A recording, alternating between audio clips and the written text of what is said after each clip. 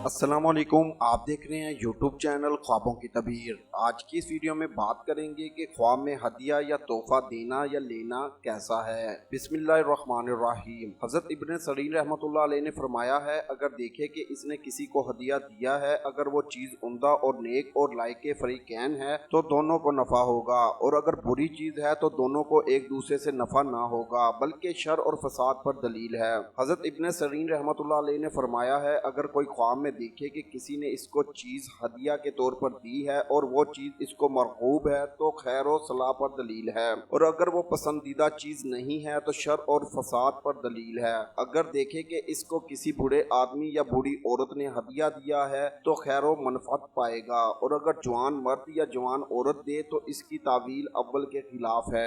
इसकी दलालत खुशी पर होती है, चुनाचा अल्लाह ताला का फरमान है, बल्कि तुम अपने हदियों की वजह से खुश हो, और इसकी दलालत मोहब्बत और मदद पर होती है। बफरमाने रसूलुल्लाह सल्लल्लाहु अलैहि वसल्लम, एक दूसरे को हदिया दो, आपस में मोहब्बत होगी, और आपस मुकाता करने वालों के दरमियान सुलह करने पर दिलालत करता है। बकौल बाज नकाह का पैगाम देने की भी दलील है। ख्वाब देखा कि एक बर्तन में खजूर इसको किसी ने हदिया दी तो दलील है कि इसकी बेटी के निकाह के लिए कोई पैगाम देगा। अगर इसकी बेटी मौजूद ना हो तो तबीर है कि हदिया करने वाला शख्स और साहिब ख्वाब के दरमियान मोहब्बत और मौत का मामला होगा।